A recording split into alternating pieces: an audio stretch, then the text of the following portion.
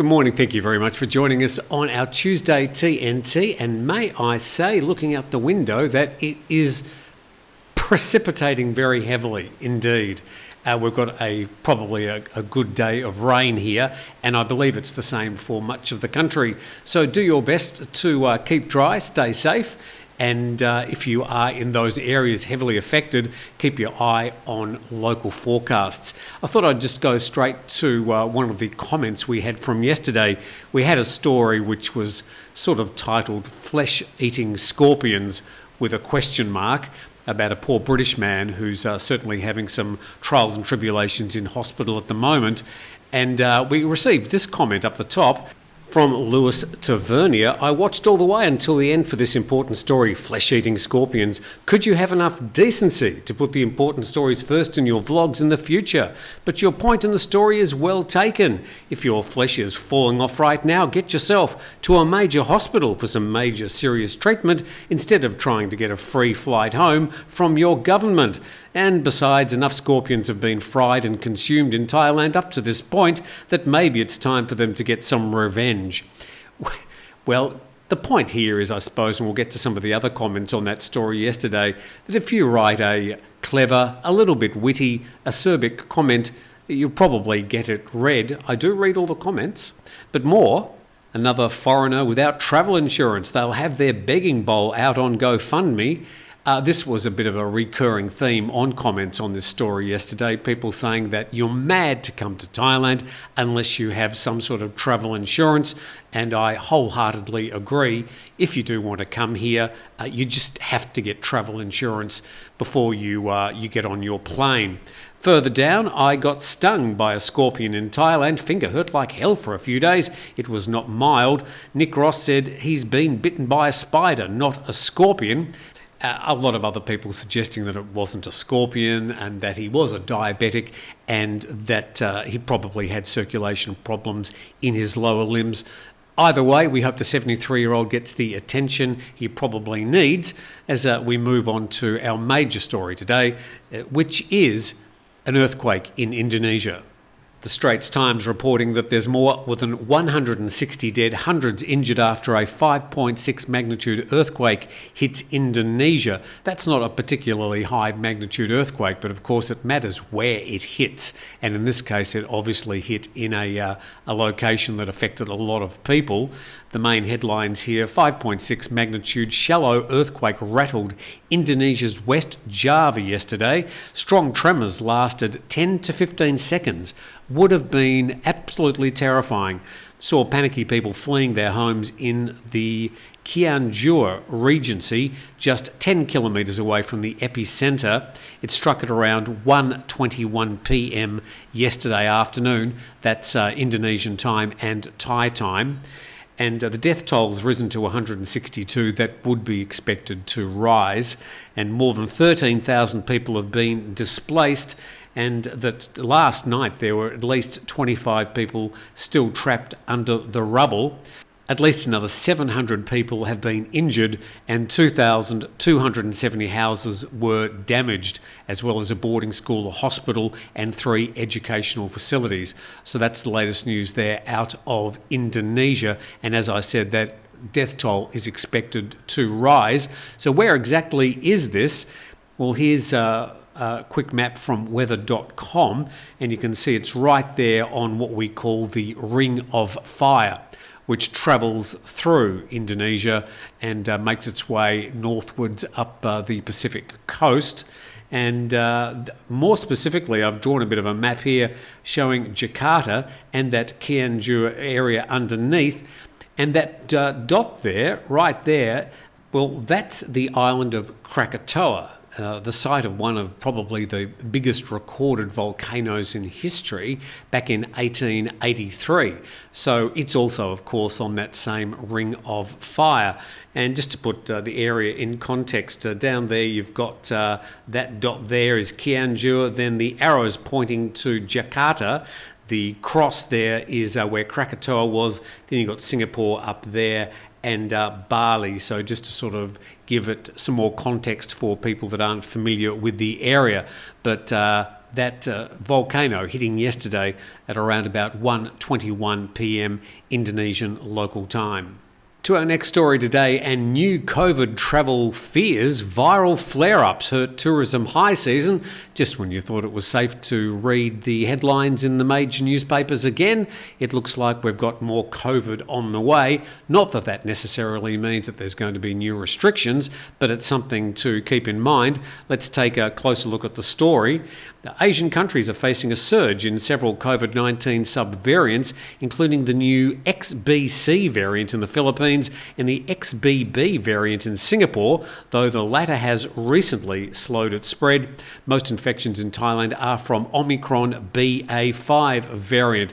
You've really got to be pretty much working on this full time to keep track on these variants, and luckily there are some very clever virologists and epidemiologists are doing just that, so you don't have to worry too much about it. Japan and South Korea, two essential markets for Thai tourism, have both recorded a sharp increase in infections this month. For the Chinese market, a travel spokesperson said Thailand should wait for the results of the Two Sessions meeting in March next year, as this annual political gathering will provide a clearer sign of potential travel relaxation. And that probably precludes the Chinese New Year next year, which I think is in late January, which would traditionally be a strong time for travel inside China and also Chinese travelling abroad, where it looks like we might miss out on the tourists from that next year. And down the bottom there, the Tourism Authority of Thailand governor saying the nation is averaging 60,000 foreign arrivals daily. And if that number is true, that would mean that currently, Thailand has around about 50% of the international visitors it had in its peak back in 2019.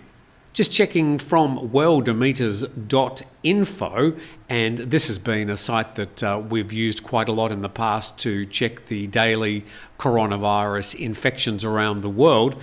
And we note that Japan, South Korea, Taiwan, Hong Kong, these are marked in yellow, Indonesia, China, Malaysia, Singapore, Philippines. This is the top 18 countries for new highest infections today. Okay, so the latest countries with the highest infections today. And most of those are in Asia, as we note. And also number 8 there and number 13, Russia and Australia. They're currently number 1 and number 3 in the highest number of tourists coming from those countries into Thailand at the moment.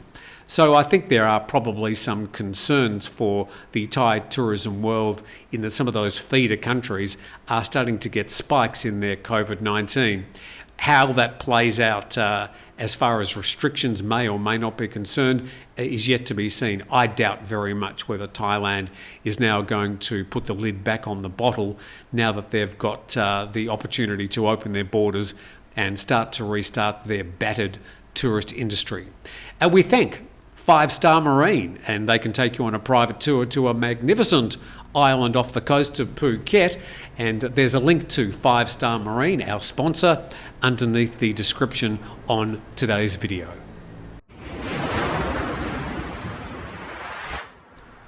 You're watching the TNT program for Tuesday, and if I could just indulge myself for a moment and request that you subscribe to the channel. There's a button just down there that says subscribe. If you click on that, that does so much to help my channel. I can't even start to tell you.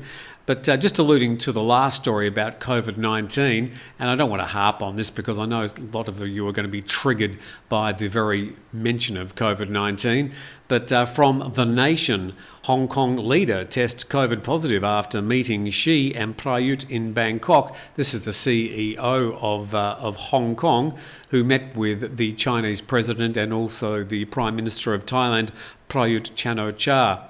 So what's going to happen there? And we note there the Chief Executive Li and President Xi were both pictured maskless at APEC despite China's strict COVID policy.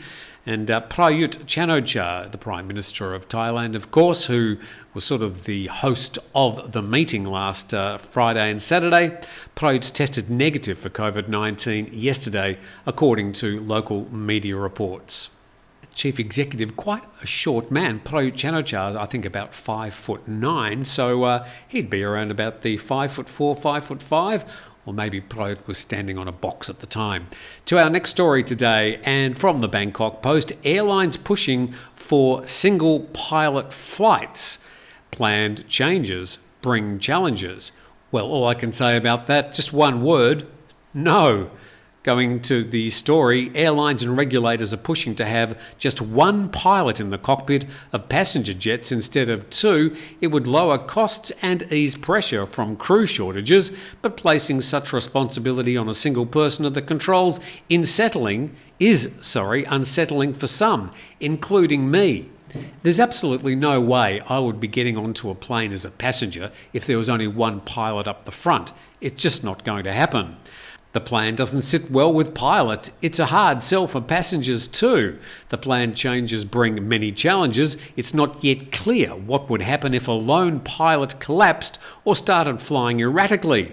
Automation technology and remote assistance from the ground would somehow have to replace the expertise, safety and immediacy of a second pilot. Well, given the way that planes are currently designed, that the way the flight controls are set up and the way that pilots are trained, there simply has to be two people up the front of these current jets that are flying around the world.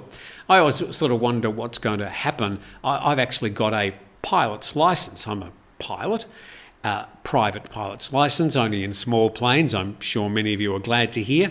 But I wonder what would happen if one day across the intercom, ladies and gentlemen, just wanted to alert you that both our pilots have died. Is there anybody here that can fly a plane? Would I put my hand up? And if I did and I sat down up the front of the plane, would I actually know what to do to bring the plane down in one piece with everybody safe? I always sort of imagine that I probably could, given that all planes roughly sort of fly the same.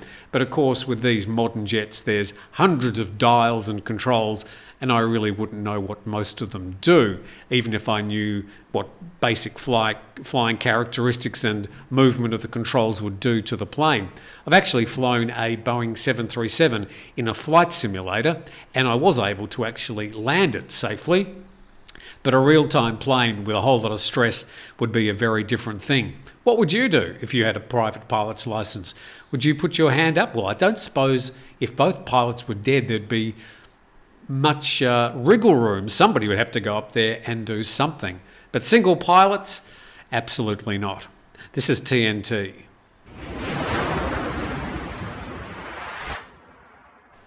You're watching the TNT program on a wet Tuesday morning. I'm Tim Newton and I thank you very much for tuning in.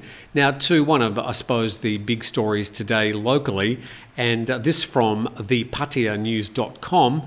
Thailand's Narcotics Control Board to discuss proposal by cannabis opponents to recriminalise the plant tomorrow. That's actually today, so that meeting will be held around just after lunchtime today. Further to the story, and Thai Public Health Minister and Deputy PM Anatun Shavirakun said yesterday to the Thai media that in his opinion cannabis cannot be reverted back to an illegal narcotic drug, and he's not overly concerned with a proposal by cannabis opponents to try to ban the plant entirely again. Phuket-go.com reports pro-cannabis groups to protest as officials consider making it illegal again. Tomorrow's meeting, once again saying that's today's meeting in Bangkok, will be chaired by Deputy PM and influential veteran politician Wisano Kriyanam. He's also actually been touted as a possible future PM. He really reaches across both sides of the Thai parliament. He's been around in politics for some 30 years, also serving in a Thaksin government, whilst currently working with the Conservative Prayut government. But opponents of cannabis being decriminalised will attempt to convince the NCB that the drug is a danger to society. They claim the narcotic is being more widely used by youth when the reason for decriminalising it was to allow for medicinal use only. Down the bottom there, in response to the threat, pro-cannabis groups plan to rally to make their voices heard. So we will see if there are any protests in the next 3 or 4 hours leading up to that important meeting today. but it would be a watershed moment in this whole cannabis discussion if they recriminalise cannabis. And there'd be a lot of people putting their hands up saying, hang on, I've invested a lot of money in my retail store. Or I've invested a lot of money with a Thai company which is cultivating the crop. So it would be a whole new Pandora's box flung open. So we'll wait and see. And if there's a big announcement, I'll probably do a special TNT mini edition during the afternoon for that. Russian tourists pack charter flights to Pattaya and Phuket. This also in the PattayaNews.com. And just noting here that Russian tourists packed Azur Airline and Ikar Airline flights to Pattaya and Phuket, with the expected number of Russian tourists flying to Thailand to reach 1 million people next year. Also noting that just last week there was some 12 additional flights from Aeroflot alone, the Russian national airline, flying into Phuket. So there are certainly a lot of Russians heading to Thailand at the moment, and it looks like as we hit the high season for 2022-23, it's going to be led by the Russian nationality. The Azur Airline will start bringing in charter flights. This is talking about Utupao Airport, which is about a 45-minute drive from Pattaya, from November the 26th on B757. They hold about 202 passengers and will improve the number of tourists in Pattaya significantly. So it looks like we've got at the moment, a Russian-led tourist recovery, and the Indians were leading it for some 6 or 7 months in the middle to later part this year, but that has certainly changed in recent weeks, and I think it's going to be very interesting to see if this continues into next year, and where the tourists come from and how many are coming into Thailand after the high season, say in March and April next year, I think will be the real test of how Thailand's tourism recovery is actually going. So that's the main news from around the region and Thailand today. Hopefully you're more up to date, and if anything does happen with the cannabis bill and a possible recriminalisation or changes to the situation of cannabis in Thailand, I'll do a special program sometime in the middle of the afternoon when that news becomes apparent. But from our studio here in my living room, I thank you for watching. Please subscribe to the channel. Thanks to 5 Star Marine, our sponsor, and we look forward to seeing you again tomorrow.